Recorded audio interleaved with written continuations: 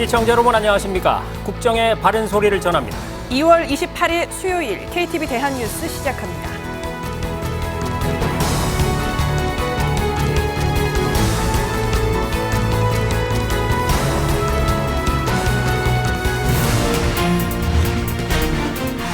한덕수 국무총리가 의사 집단 행동 대응 중대본 회의를 개최했습니다. 의료개혁의 최우선 과제로 전공의 처우 개선을 추진하겠다며 늦지 않은 복귀를 당부했습니다. 한미 군 당국이 다음 달 4일부터 14일까지 자유의 방패 연합연습을 실시합니다. 이번 연습은 북핵 위험 무력화에 중점을 두고 실전적으로 진행됩니다. 윤석열 대통령은 학군 장교 인관식에 참석해 총선을 앞두고 북한이 다양한 도발과 심리전을 펼칠 가능성이 매우 높다면서 이러한 북한의 책동을 단호하게 물리쳐야 한다고 강조했습니다. 지난해 출생아와 합계 출산율이 1970년 이후 가장 낮다는 정부 통계가 나왔습니다. 국내 인구는 계속 하향 곡선을 그리고 있고 인구 감소 문제는 올해 정부의 가장 큰 당면 과제가 될 예정입니다. 첫 소식입니다. 정부가 제시한 전공의들의 복귀 시한이 임박한 가운데 의료 현장에선 환자들의 불편이 가중되고 있습니다. 급하게 대학병원 응급실을 찾았다가 치료를 거절당해서 다른 병원으로 향하는가 하면 공공병원을 찾는 환자들의 발걸음도 늘어나고 있습니다. 김경호 기자입니다. 다리를 다친 어머니를 모시고 급히 병원을 찾은 보호자. 낙상으로 다리가 부어올라 급하게 대학병원 응급실을 찾았지만 진료를 받지 못했습니다. 다리가 엄청 많이 부어왔는데 응급실이 빠르잖아요. 그래서 왔는데 그냥 심하지 않으니까 뼈 부러진 게 아니니까 그냥 일반 병원으로 가라고 하시더라고요. 충북 증평의 한 환자는 병원이 있는 청주로 오는 길에 진료가 연기될까 몇 번씩 휴대전화를 들여다봤습니다. 불안한 건 있죠. 저는 심장도 여기서 작년에도 스탠드도 놓고 했거든요. 그래서 좀 그런 거는 불안하죠. 대학병원에서 진료를 받지 못하고 공공병원을 찾는 환자도 늘었습니다. 예약도 날짜도 정확히 언제 할지 기약이 없고 그래가지고 우리는 이제 지금 당장 필요한 거라서 일로 그 자료만 가지고 이쪽으로 온 거죠. 사직서를 제출한 주요 99개 수련병원 소속 전공의는 27일 저녁 7시 기준 9,937명입니다. 이들 가운데 병원을 이탈한 전공의는 8,992명으로 확인됐습니다. 의사 집단 행동으로 피해를 입은 사례는 총 304건으로 늘었습니다. 수술 지연 228건, 입원 지연 14건, 진료 취소와 거절이 각각 31건을 기록했습니다. 전공의 공백 장기화에 대비해 이상민 행정안전부 장관은 연일 지역의 공공의료원을 찾았습니다. 현재 공공병원을 중심으로 진료 시간이 확대되는 등 비상진료 체계가 가동 중입니다. 전국 각지의 비상 진료 운영 상황을 면밀하게 챙기면서 국민 여러분들의 피해나 어떤 의료 공백으로 인한 그런 사고를 잘 살펴보고 있습니다. 의료 공백으로 환자 불편이 가중되는 가운데 정부가 전공의들에게 예고한 복귀 기한은 임박한 상황. 다음 달부터는 병원으로 돌아오지 않은 의사들에 대한 본격적인 면허 정지와 사법 절차 등이 시작될 것으로 보입니다. KTV 김경호입니다.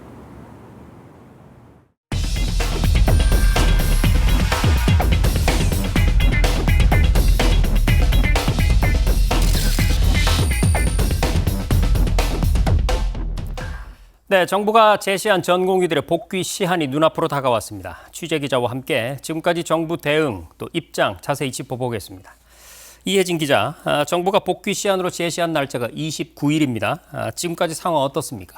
네, 정부가 마지노선 29일을 하루 앞두고 각 수련병원 전공의 대표자 집을 찾았습니다. 자택을 방문해 현장에 돌아오라는 업무 개시 명령을 한 건데요. 그동안은 우편이나 문자로 복귀를 명령했지만요. 마지막으로 송달 효력을 분명히 해서 사법 처리를 위한 준비를 마친 걸로 보시면 됩니다. 만약 이들이 정당한 이유 없이 업무 개시 명령 송달을 거부하면 그 사실을 수령 확인서에 명시하면 되고요. 만일의 상황에 대비해 경찰에 협조 요청도 마쳤습니다. 그러니까 이 명령 교부를 확실하게 해서 혹여 명령에 불응했을 때 고발하기 위한 근거를 확보했다. 이렇게 해석할 수 있겠군요. 그 전에 이 정부가 의사협회 전현직 간부를 고발하기도 했죠. 네, 보건복지부는 지난 27일 전공의 집단사직을 방조하고 또 업무를 방해한 혐의로 의협 전현직 간부 5명을 경찰에 고발했습니다. 이와 함께 온라인에 올라온 집단행동 선동글 작성자도 함께 고발했다고 밝혔습니다. 의료대란 상황에서 정부가 의사들을 고발한 건 이번이 처음인데요. 3월부터는 전공의 미복귀자에 대해 면허 정지와 기소 등 사법 처리가 불가피하다는 방침도 재차 강조한 바 있습니다. 대신 29일까지 병원으로 복귀만 하면 지나간 책임은 묻지 않겠다고 했습니다. 자, 이런 가운데 한덕수 총리가 의사 집단 행동에 대응하는 중대본 회의를 주재했습니다. 집단 사직으로 병원을 이탈한 전공의들에게 총리가 어떤 메시지를 냈습니까? 네, 우선 정부의 전공의 복귀 요청은 처벌이 아님을 강조했고요. 이 전공의들이 일하는 환경과 미래에 대해 걱정이 많다는 것을 충분히 이해하고 있으며 개선 방안을 강구하고 있다고 밝혔습니다. 또 의료개혁의 최우선 과제로 전공의 처우 개선을 추진하겠다며 더 늦지 않게 환자들의 생명을 지키는 본래의 자리로 돌아와 달라고 당부했습니다. 한덕수 총리 발언 직접 들어보시죠. 충분한 대가를 받고 자신의 생활을 영위하며 존경받는 의사의 꿈을 키우는 여러분이 될 수 있도록 하겠습니다. 환자의 곁을 지키면서 의견을 개진해 주신다면 정부는 여러분의 목소리를 귀담아 듣고 정책에 적극 반영하겠습니다. 자, 한편으로는 이렇게 전공의들에 대한 설득 작업을 벌이고 있고 또 다른 한편으로는 의료 공백으로 인한 피해를 최소화하는 작업도 지속하고 있죠. 네, 그렇습니다. 비상진료 체계가 원활히 작동되도록 별도 예비비를 통해서 예산을 지원하고요. 의사 부족에 따른 대체 인력 채용을 뒷받침하고 또 연장 근무와 휴일 진료에 대한 보상도 차질 없이 시행합니다. 자, 혹여 만약에 이 전공의들이 업무 개시 명령을 이행하지 않으면 그 후에는 어떤 절차가 들어가게 되는 건가요? 네, 정부가 제시한 29일이 지나고 첫 정상 근무일이 3월 4일입니다. 보건복지부는 이날을 기점으로 각 병원에 복귀하지 않은 전공의 수를 파악할 걸로 보이고요. 또 미복귀자 집계가 끝나는 대로 경찰 고발이 이루어지면 경찰이 이들에게 출석 요구서를 보내는 정식 수사 절차가 시작됩니다. 업무 개시 명령을 따르지 않으면 1년 이하 자격정지뿐 아니라 3년 이하 징역형도 받을 수 있고요. 또 개정된 의료법은 어떤 범죄든 금고 이상 실형, 또 집행유예 등을 선고받았을 때 의사 면허를 취소할 수 있도록 했습니다. 네, 정부가 이렇게 법과 원칙에 따른 대응 방침을 유지하되 이와 병행해서 의료계를 지원하기 위한 다양한 방안도 제시를 하고 있지 않습니까? 네, 그렇습니다. 이 의료사고 처리 특례법 추진이 대표적입니다. 필수 의료 기피의 핵심 이유가 의료사고에 대한 사법 부담인데요. 이런 의사들의 형사처벌 부담을 덜어준다는 취지입니다. 이런 가운데 전국 40개 의대 학장단체가 의대 증원 인력은 연간 350명 수준이 적정하다는 의견을 내기도 했는데요. 이에 대해서 대통령실 관계자는 보건의료 인력 수급 문제는 정부가 책임지고 결정할 사안이다. 의견을 들을 수는 있지만 합의하거나 협상할 문제는 결코 아니라는 입장을 밝혔습니다. 이와 함께 의대 증원 절대 불가를 외치는 의사협회의 경우 의료계 대표성을 갖기 어렵다고 말했고요. 의료계에서 대표성을 갖춘 구성원을 모아 의견을 제안해 줄 것을 요청하고 있다고 전했습니다. 이 보시면 협의체 구성을 좀 촉구 중인 걸로 보이는데요. 다만 아직까지 이런 내용에 대해 합의가 이루어지진 않은 걸로 보입니다. 네, 지금까지 의사들의 집단 행동과 관련한 정부의 대응과 입장 자세히 짚어봤습니다. 이혜진 기자, 수고 많았습니다.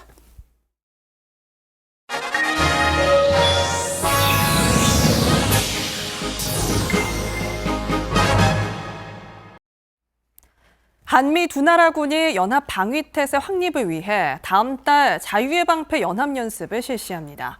이번 연습은 북핵 위협 무력화에 중점을 두고 실전적으로 진행되는데요. 지상, 해상, 공중에서 다양한 연합 야외 기동 훈련을 확대 시행하여 동맹의 상호 운용성을 확대하고 연합 작전 수행 능력을 향상시킬 것입니다. 특히 야외 기동 훈련이 지난해보다 배 이상 늘어납니다. 김현아 기자입니다. 올해 전반기 한미 연합연습인 자유의 방패 FS 연습이 다음 달 4일부터 14일까지 11일 동안 시행됩니다. 한미 군당국은 공동 브리핑에서 이번 연습은 최근 변화하는 위협과 안보 상황을 반영한 연습 시나리오를 기반으로 할 것이라고 밝혔습니다. 또 지상과 해상, 공중과 사이버, 우주 자산 등을 활용한 다영역 작전과 북핵 위협 무력화 등에 중점을 두고 실전적으로 실시할 예정이라고 설명했습니다. 연합연습 기간 중 지상, 해상, 공중에서 다양한 연합 야외 기동 훈련을 확대 시행하여 동맹의 상호 운용성을 확대하고 연합 작전 수행 능력을 향상시킬 것입니다. 지휘소 훈련과 함께 연합 공중 강습 훈련, 연합 전술 실사격 훈련, 연합 공대공 사격, 공대지 폭격 훈련 등 48차례의 실기동 훈련을 실시합니다. 지난해와 비교하면 2배 이상 늘었습니다. 이번 FS 기간 한반도에 미국의 전략 자산이 전개될 가능성도 있습니다. It's something that we can't get into ahead of time in saying when and if strategic assets will be deployed to the peninsula. But as in the past, if they do come here, we'll make sure that you are informed of the training event opportunities that are happening in the area. 이번 FS를 빌미로 북한이 고강도 무력 도발에 나설 수도 있습니다. 합참은 북한의 도발에 대한 기존 대응 원칙에는 변함이 없다고 밝혔습니다. 그러면서 우리 군은 북한의 도발 시 즉각, 강력히 끝까지 응징할 태세를 갖추고 있으며 이번 연습을 통해서도 이에 대한 확고한 대응 태세를 더욱 강화할 것이라고 강조했습니다. 한편 이번 연습에는 유엔사 회원국들도 참가하며 중립국 감독위원회는 정전협정에 의거해 연습 수행을 확인합니다. KTV 김연아입니다. 윤석열 대통령이 학군 장교 임관식에 참석했습니다. 윤 대통령은 북한이 총선을 앞두고 다양한 도발과 심리전을 펼칠 가능성이 높다며 우리 군을 일치 단결해 북한의 책동을 물리쳐야 한다고 강조했습니다. 문기혁 기자입니다. 윤석열 대통령이 육해 공군과 해병대 장교로 임관하는 학군 장교 임관식에 참석했습니다. 윤 대통령은 북한이 총선을 앞두고 다양한 도발과 심리전을 펼칠 가능성이 높다고 경계했습니다. 북한이 대한민국을 감히 넘보지 못하도록 강력하고 확고한 대비태세를 유지하고 북한이 도발한다면 즉각적 압도적으로 대응할 것이라고 강조했습니다. 이럴 때일수록 우리 군은 국민과 함께 일치 단결하여 대한민국을 흔들려는 북한의 책동을 단호하게 물리쳐야 합니다. 윤 대통령은 신임 학군 장교들을 향해 우리 군의 미래이자 대한민국의 미래라고 격려했습니다. 제2연평해전에서 전사한 고 조천영 상사의 딸이 임관식에 참석한 사실을 소개하며 울컥하기도 했습니다. 제2연평해전에서 전사하신 고 조천영 상사의 딸 조지은 양이 학군 후보생으로 참석했습니다. 윤 대통령은 헌법의 핵심 가치, 자유민주주의를 반드시 지켜내야 한다는 의지에서 국가 안보가 시작된다며 확고한 가치관과 안보관으로 무장해 적에게는 두려움을 주고 국민으로부터 신뢰받는 정의 선진강군으로 거듭나달라고 당부했습니다. 국군 통수권자로서 여러분 모두가 군복과 계급장을 자랑스럽게 여기고 임무에만 전념할 수 있도록 여러분에 대한 지원을 아끼지 않을 것입니다. 윤 대통령은 이에 앞서 학군 사관 후보생 과정을 최고 성적으로 마무리한 후보생에게 우등생 메달을 수여했습니다. 또 군무 던지기 등 졸업 퍼포먼스가 끝난 뒤엔 임관 학군 장교들 자리로 찾아가 일일이 악수했습니다. KTV 문기혁입니다. 한미 국방장관이 전화통화를 하고 양국 간 안보 현안을 논의했습니다. 두 나라 장관은 북한과 러시아의 불법 무기 거래에 엄정 대처하기로 뜻을 모으고 한반도의 긴장을 고조시키는 북한의 도발에 대해서도 강력하게 규탄했습니다. 김용민 기자의 보도입니다. 신원식 국방장관과 로이드 오스틴 미 국방장관이 28일 전화통화를 하고 북한과 러시아의 불법 무기 거래에 엄정 대처하기로 의견을 모았습니다. 국방부는 양국 국방장관이 러시아와 북한의 불법 무기 거래 등 군사협력 강화가 한반도와 국제사회 평화 안정에 심각한 위협이라는 데 인식을 같이 했다고 밝혔습니다. 신 장관은 지난 26일 기자 간담회에서 러시아로 넘어간 컨테이너를 6,700개로 추정한다며 적어도 몇백만 발의 북한 포탄이 갔다고 볼 수 있다고 설명한 바 있습니다. 양국 국방장관은 북한의 도발에 대해서도 언급했습니다. 북한의 포병 사격과 신형 미사일 시험 발사 등 한반도 긴장을 고조시키는 것에 대해 강력히 규탄한다고 말했습니다. 이어 북한의 위협을 억제하기 위한 강력하고 압도적인 한미연합 방위태세 유지와 긴밀한 공조의 중요성에 대해서도 재확인했습니다. 미 국방부는 보도자료를 통해 양국 국방장관이 한미일 3국 간 안보협력 진전에 대해 평가하고 영내협력 확대의 중요성도 강조했다고 밝혔습니다. 이런 가운데 한미 외교장관 회담이 한국 시간으로 29일 새벽 열립니다. 취임 이후 처음 미국을 방문한 조태열 외교부 장관은 안토니 블링컨 미 국무장관을 만나 한미 확장 억제 실행력 강화 등 전략 동맹 강화에 대해 논의할 것으로 전망됩니다. KTV 김용민입니다. 지난해 출산율 통계가 집계됐는데 또 한 번 충격적인 결과가 나왔습니다. 출생아 수와 합계 출산율이 1970년 이후 가장 낮은 것으로 나타났습니다. 오는 2072년이면 국내 인구가 3,600만 명대로 줄어들 거라는 전망도 담겼습니다. 조태영 기자의 보도입니다.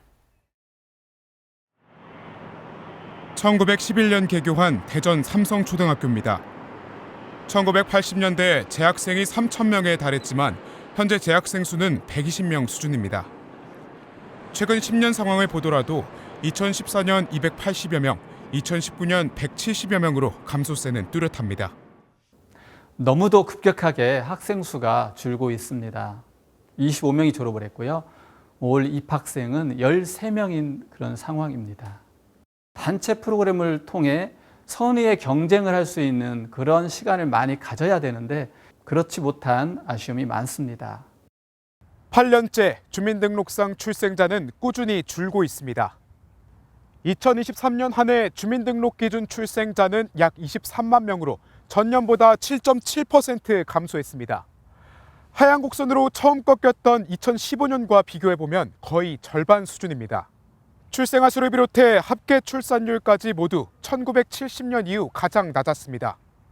합계 출산율은 여성 1명이 평생 낳을 것으로 예상되는 평균 출생아 수로 지난해 0.72명을 기록했습니다. OECD 최저 수준에 해당하는 2022년보다 0.06명 감소한 겁니다. 연령대별 국내 인구를 살펴보면 저출산으로 인한 인구 변화 양상이 체감됩니다. 지난해 70대 이상 인구가 사상 처음으로 20대 인구를 넘어섰습니다. 70대 이상 인구는 632만 명, 20대 인구는 620만 명을 기록했습니다. 출생아 수에서 사망자 수를 뺀 자연 증가는 마이너스 12만 2,800명으로 2020년 첫 자연 감소 후 지속적으로 자연 감소. 한편 통계청은 지난해 5,167만 명을 기록한 국내 인구가 2072년에는 3,622만 명까지 감소할 것으로 내다봤습니다. 이 중 65세 이상인 고령 인구는 국내 인구의 절반에 이를 전망입니다. 정부의 다양한 출산 장려 정책과 함께 범사회적인 문제 해결 노력이 시급한 상황입니다. KTV 조태영입니다. 대구와 광주 등 49개 지자체가 교육발전특구 시범지역으로 선정됐습니다. 지역교육 혁신을 위해 이들 지자체는 중앙정부의 재정 지원과 규제 특례를 받게 됩니다. 박지선 기자입니다. 지자체와 교육청이 지역 대학, 산업체와 협력해 공교육 질을 높이는 교육발전특구. 지역 인재 양성 기반을 마련해 살기 좋은 지역을 만들어 지역 소멸의 대안으로 떠오르고 있습니다. 교육부가 교육발전특구 1차 시범지역을 선정해 발표했습니다. 부산과 대구, 광주, 대전, 울산, 제주 등 광역지자체 6곳과 경기 고양, 강원 춘천, 충북 충주 등 기초지자체 43곳입니다. 이에 따라 교육부는 이들 지역에 지방교육재정 특별교부금을 추가로 지원하고 교육혁신을 위해 불필요한 규제는 특례를 부여해 해소할 방침입니다. 지역 주도의 다양한 교육개혁의 선도 모델이 발굴되고 내실 있게 운영될 수 있도록 가감한 재정 지원과 규제 개혁을 통해 적극적으로 뒷받침해 나가겠습니다. 선정된 지역들은 아이 키우기 좋은 환경을 조성하기 위해 늘봄학교 확대와 유보통합 모델을 제시했으며 지역 초중고등학교와 대학 간 연계를 강화해 공교육 질을 높이는 방안도 포함했습니다. 특히 지역 인재들이 지역대학에 진학하는 기회가 확대되도록 지역 산업과 연계한 특수 목적학과와 지역 인재 전형 비율을 늘리는 방안도 나왔습니다. 지역의 고등학교, 대학과 지역 산업을 연계한 교육과정을 운영하여 지역에 필요한 산업인력 양성을 위한 다양한 전략이 추진될 예정입니다. 1차 시범 지역은 앞으로 3년간 매년 성과평가를 받은 뒤 정식 지정 절차를 거치게 됩니다. 교육부는 다음 달 8일까지 이번 선정 결과에 대한 이의 신청을 받고 1차 선정에서 탈락한 지자체의 경우 오는 5월 2차 시범 지역 공모 시 재평가한다는 계획입니다. KTV 박지선입니다. 미얀마와 라오스, 태국의 접경 지역을 골든 트라이앵글이라고 부르는데요. 현지 경찰력도 닿기 어려운 이곳에서 우리 국민을 대상으로 한 취업 사기가 급증하고 있어 각별한 주의가 필요해 보입니다. 김민아 기자가 보도합니다. 관심사별 모임을 꾸릴 수 있는 유명 사이트. 해외 고수익 알바를 검색하니 구인글이 많습니다. 베트남 등지에 지사를 둔 업체로 기본급 500만 원 이상의 비행기 값과 숙소가 제공되고 SNS 아이디로 지원하라고 안내합니다. 최근 골든 트라이앵글 지역과 일부 동남아 국가에서 우리 국민을 대상으로 취업 사기가 급증하고 있습니다. 자치적 성격이 강한 특구이고 치안 당국의 진입이 어려워 영사 조력에 한계가 있다는 걸 악용한 겁니다. 외교부가 파악한 피해 사례는 지난 2021년부터 올해까지 총 55건, 140명입니다. 특히 올 1월에만 38명의 피해가 발생하면서 지난해와 비교해 40% 이상 늘었습니다. 외교부는 사기범들이 코로나19 이후 고수익을 미끼로 한국인을 해외로 유인하고 자유로운 이동을 제한한 다음 보이스피싱, 온라인 도박 관련 불법 행위에 가담시킨다고 설명했습니다. 취업 사기에 연루된 피해자 대부분이 태국을 경유해 입국하는 상황. 정부는 오는 3월 1일 0시부로 라오스와 미얀마 접경 태국 검문소 2곳에 특별여행주의보를 발령합니다.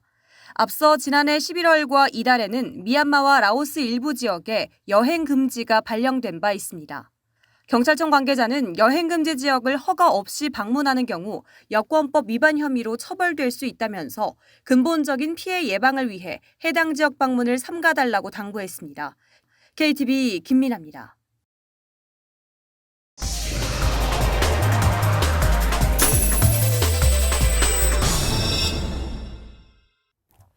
전국 48개 지방자치단체가 법적 인증도 받지 않은 상수도관 부식 억제 장비를 설치한 걸로 드러났습니다. 이 미인증 장비를 설치하는데 124억 원의 예산이 들어갔습니다. 최다희 기자가 취재했습니다. 노후되거나 부식된 수도관에서 녹물이 나오는 것을 방지하기 위해 설치하는 상수도관 부식 억제 장비입니다. 이 장비는 조달청 나라장터 종합 쇼핑몰에서 개당 수백만 원에서 2억 원 이상까지 고가에 거래되고 있습니다. 부식 억제 장비를 상수도관에 설치하는 경우 수도법에 따라 한국물기술인증원으로부터 수도용 자재와 제품의 적합 인증을 받은 제품을 사용해야 합니다. 그러나 국민권익위원회가 환경부로부터 확인한 결과 2016년 9월 이후 정부로부터 적합 인증을 받은 부식 억제 장비는 시장에 하나도 없는 것으로 확인됐습니다. 길을 가다 보면 이렇게 지하에 상수도관이 설치돼 있다는 표시를 볼 수 있습니다. 몇몇 지자체에서는 이 상수도관의 부식을 억제한다는 이유로 미인증된 부식 억제 장비를 설치한 것이 적발됐습니다. 권익위는 전국 48개 지방자치단체가 2016년 9월부터 현재까지 상수도관에 약 124억 원 상당의 미인증 부식 억제 장비 502개를 설치한 것으로 조사됐다고 밝혔습니다. 지난해 5월 전국 17개 광역자치단체에 정부로부터 관련 인증을 받지 않는 불법 부식 억제 장비를 상수도관에 설치한 현황에 대한 실태 조사를 요구했습니다. 그리고 경찰청에 해당 장비를 제조 판매하고 있는 업체에 대해 수사를 의뢰했습니다. 조사 결과 경상북도가 270개로 전국에서 가장 많이 설치됐고 경기도가 112개, 경상남도가 57개 순으로 설치된 것으로 드러났습니다. 나머지 지방자치단체들은 상수도관을 비금속관으로 설치해 부식이 발생하지 않거나 국내 인증을 받은 부식 억제 장비가 없기 때문에 해당 장비를 설치하지 않은 것으로 나타났습니다. 권익위로부터 신고를 송부받은 경찰은 작년 12월 미인증 부식 억제 장비 제조 판매업체 3곳을 수도법 위반으로 검찰에 송치했습니다. 권익위는 후속 대책을 마련할 수 있도록 환경부에 실태조사를 공유하는 한편 국민이 안심하고 수돗물을 마실 수 있도록 앞으로도 철저하게 관리 감독할 것이라고 밝혔습니다. KTV 최다희입니다. 박상우 국토교통부 장관을 단장으로 한 수주 지원단이 아랍에미리트로 갔습니다. 정상외교의 후속 성과를 위한 파견인데 양국은 철도와 스마트시티, 수소 등 신산업 분야의 협력을 확대하기로 했습니다. 김현지 기자의 보도입니다. UAE는 우리나라의 해외 건설 누적 수주 2위를 차지하는 건설 인프라 분야 중점 협력국입니다. 우리나라와 UAE는 원전을 중심으로 에너지와 방산, 보건 등 다양한 분야에서 협력하는 특별 전략적 동반자 관계입니다. 특히 지난해 1월 열린 두 나라 정상회담에서 UAE는 한국에 300억 달러, 우리 돈 약 40조 원의 투자를 결정했습니다. 이어 10월엔 포괄적 경제 동반자 협정 협상을 타결해 두 나라가 높은 수준으로 시장을 개방하기로 하는 등 양국 간 전방위적 협력을 가속화할 수 있는 기반을 강화해 왔습니다. 국토교통부는 정상외교 후속 성과를 강화하기 위해 UAE에 수주지원단을 파견했습니다. 양국은 수소 등 청정 에너지 활용, 대중교통 인프라 구축 등 신산업 분야로 협력 범위를 확대하고 제3국 공동 진출 등 실질적 협력 방안을 모색하기로 했습니다. 국토부는 UAE 측이 한국 기업이 UAE 철도 시장에 적극 참여해줄 것을 요청했다면서 우리 측은 구체적인 협력 사업을 발굴하기 위해 긴밀히 협력하기로 했다고 밝혔습니다. 박상우 국토부 장관은 모하메드 알리 알 쇼라파 알 함마디 아부다비 자치행정교통부 의장도 만나 모빌리티 혁신, 인프라 분야 스마트 서비스 등과 관련한 협력 방안을 논의했습니다. 이 자리에선 아부다비 인프라를 구축할 때 우리의 우수한 스마트 기술을 도입하는 방안이 논의되기도 했습니다. 박 장관은 또 현지에 진출한 우리 기업인들을 만나 정부와 민간이 원팀이 돼 실질적 성과를 창출할 수 있도록 전폭적으로 지원하겠다고 강조했습니다. KTV 김현지입니다. 지난해 국민연금 기금 운용 수익률이 역대 가장 높은 13.59%를 기록한 것으로 집계됐습니다. 국민연금기금운용위원회는 2024년도 제1차 회의를 열고 2023년도 결산안을 심의 의결했다고 밝혔습니다. 순자산은 지난해 말 기준 1,035조 8천억 원으로 재작년보다 약 145조 원이 늘었습니다. 지난해 자산별 수익률은 국내 주식이 22%, 해외 주식이 23%, 국내 채권과 해외 채권은 각각 7%와 8%를 기록했습니다. 이정식 고용노동부 장관은 고용허가제 중앙지방협의회를 열고 외국인 근로자 도입과 체류 지원 협력 방안을 논의했습니다. 정부는 산업 현장의 인력난에 대응하기 위해서 외국 인력 도입 규모를 올해 16만 5천 명으로 늘린 바 있습니다. 이 장관은 관련 부처와 업종단체, 지자체 모두 외국인 근로자의 주거와 산업안전 등 체류 지원을 위한 방안을 찾고 협업을 확대해야 한다고 강조했습니다. 문화체육관광부와 한국콘텐츠진흥원이 티빙과 웨이브 등 국내 주요 OTT 플랫폼 5곳과 업무 협약을 체결했습니다. 이번 협약에 따라 OTT와 제작사가 지식재산권을 공동 보유하는 등 조건을 충족한 콘텐츠는 제작비 최대 30억 원을 지원받을 수 있습니다. 이와 함께 토종 OTT 플랫폼과 방송 영상 콘텐츠 세계 진출 사업을 통해서 경쟁력을 강화하는 방안도 업무 협약에 포함됐습니다. 중동에서 온 관광객들은 지갑을 많이 열고 또 오래 머물러서 관광계의 큰손으로 불립니다. 최근에 중동 현지에서 K-팝과 K-드라마가 인기를 끌면서 한국 여행 수요는 더 늘어날 전망인데요. 중동 관광객을 사로잡기 위해서 민관이 손을 맞잡았습니다. 김찬규 기자가 취재했습니다. 국내 대형 기획사가 운영하는 공식 매장. 이른 아침부터 앨범과 상품을 사러 온 팬들로 북적입니다. 한국인 손님보다 외국인 관광객이 더 많은데 특히 중동 지역 외국인 관광객이 눈에 띄게 늘었습니다. 많이 늘어나고 20-30명씩 이렇게 단체로 좀 무리지어서 이렇게 방문을 하시는 경우들도 많이 늘어났습니다. 지난해 1,000만 명이 넘는 외국인 관광객이 우리나라를 다녀가면서 2019년 대비 63% 회복했습니다. 아중동 지역 회복률은 구미주에 이어 2위를 기록했습니다. 구체적으로 사우디아라비아와 아랍에미리트 등 중동 6개 나라 방문객은 코로나19 이전 90% 수준까지 돌아왔습니다. 중동 현지 한국 여행 수요는 점차 늘 걸로 전망됩니다. 청년층을 중심으로 한 K-팝과 드라마 인기가 주요 동인으로 꼽힙니다. أيوة أن الناس يجون هنا لكوريا بسبب الكيبوب والكيدراما وأغلبهم عشان الكيبوب. 미용과 의료 관광에 대한 관심도 높아 방한 수요로 이어질 걸로 기대됩니다. 평균보다 많이 쓰고 오래 머물러 큰 손으로 꼽히는 중동 여행객을 사로잡기 위해 정부가 협의체를 꾸리고 대응에 나섭니다.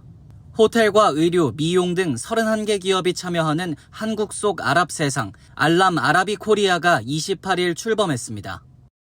중동의 관광객이 한국의 다채로운 문화를 즐기면서 동시에 아랍 문화권을 섬세하게 배려하는 그런 관광 서비스를 받기 위하여 음식 다양성과 문화권 배려 편의시설 등 중동 방한객 특화 서비스를 개발합니다.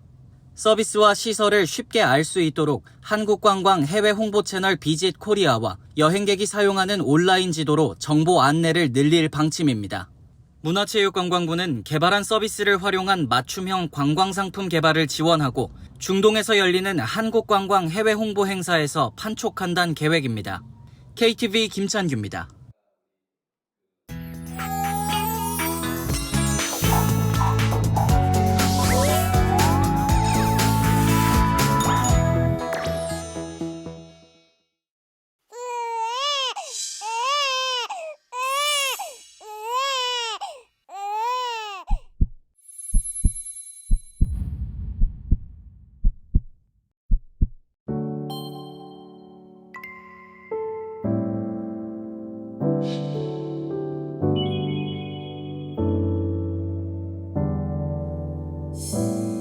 난 저기 숲이 돼볼게. 너는 자그마키만 한 언덕 위를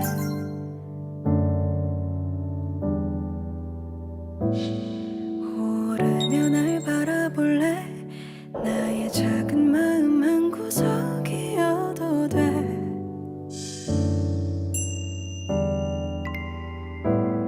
길을 더 보일게. 나를 베어도 돼. 날 지나치지 마. 날 보아줘. 나는 널 들을게. 이제 말해도 돼. 날 보며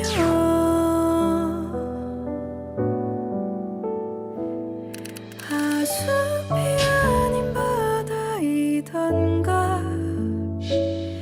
옆엔 높은 나무가 있길래 하나라도 분명히 하고파. 난 이제 모래 가라앉으려나.